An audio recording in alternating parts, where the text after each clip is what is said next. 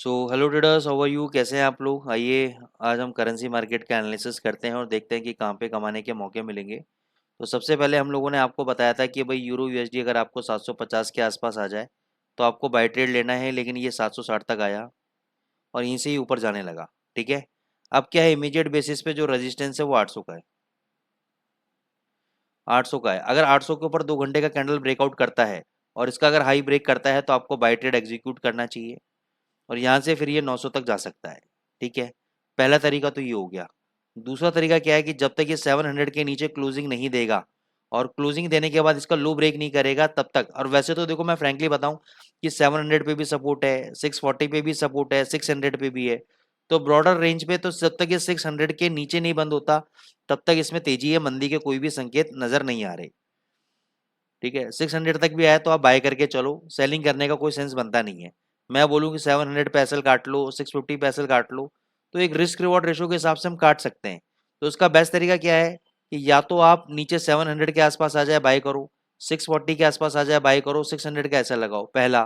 दूसरा, 800 के ऊपर अगर 2 घंटे का कैंडल क्लोज कर देता है, ब्रेकआउट कर देता है, तब उसके हाई के ऊपर आप बाय करो। ठीक है, उसके बाद आप 700 का या 720 का जो भी ये लो पॉइंट है आपका, ये आपका एसएल रहेगा और टारगेट आपके 900 तक के रहेंगे। तो 900 तक का वेट मत करना, बीच में 875 का एक रेजिस्टेंस है, 875 के आसपास प्रॉफिट को बुक कर लेना आप। ठीक है, तो ये रणनीति आपकी यूरो यूएसडी में रहेगी। तो मैं नहीं चाहता कि भाई जरा सा अभी अब करंट लेवल पे तो मैं रिकमेंड नहीं करूंगा बाई के लिए, क्योंकि कई बार क्या होता है कि सेम रेजिस्टेंस लेवल पे ट्रेड करते हुए यहाँ पे बड़ी बड़ी कैंडल दिखाता है, बाइंग प्रेशर दिखाता है, और बाइंग प्रेशर दिखाने के बाद ये वापस से एकदम से नीचे झटका मार देता है।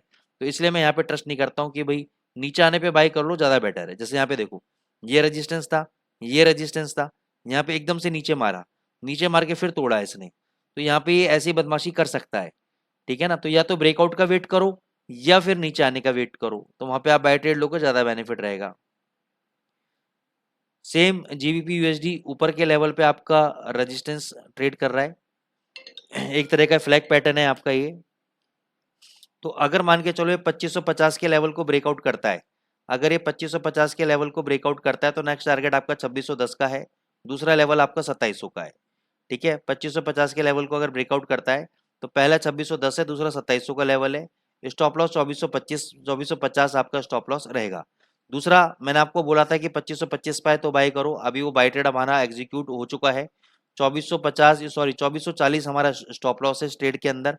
टारगेट हमारे 2600 से 2700 के बीच में टारगेट है, आप कहीं भी बुक कर सकते हो, ये ट्रेड हमारा ऑलरेडी ओपन है।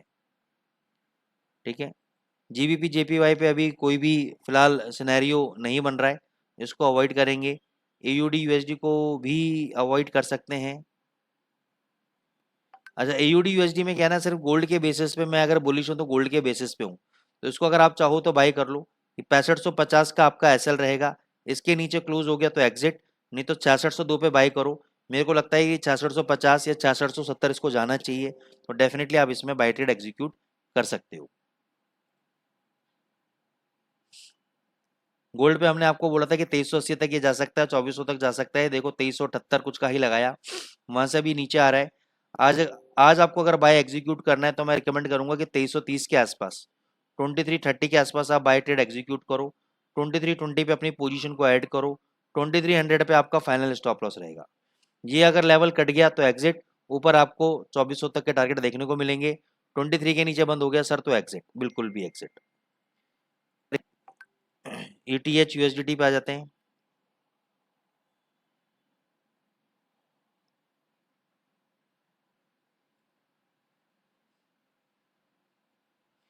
अभी देखो, ये मैंने बोला था कि चैनल से देखो उसने ब्रेकआउट दिया था, ब्रेकआउट देने के बाद मैंने कहा था प्रीवियस हाई को टूटना जरूरी है, प्रीवियस हाई नहीं तोड़ा और यहाँ पे देखो लो टूट गया। ठीक है, अब ये प्रीवियस लेवल का सपोर्ट को यहाँ पे देखो 2800 को अप्रोच करेगा, धीरे धीरे करके अप्रोच करेगा। तो इसमें अभी कोई भी ट्रेड एज सच नहीं बनता है, इसमें अभी अभी कोई भी ट्रेड नहीं बनता है, इसको अवॉइड करें सर थोड़े टाइम के लिए। मैं आपको ये रिकमेंड करूंगा जबरदस्ती ट्रेड में ना फंसे, इसमें अभी पैटर्न क्लियर नहीं हो रहा है बिल्कुल भी। ठीक है, तो आई होप दोस्तों आपको एनालिसिस समझ में आई होगी। गोल्ड कहाँ पे ट्रेड करना है, 2330 के आसपास बाई करना है, 2320 पे एवरेज करना है, और टारगेट्स आपको ऊपर के रखना है गोल्ड के अंदर। तो दोस्तों चैनल को आप लाइक करें, सब्सक्राइब करें। Thank you so much.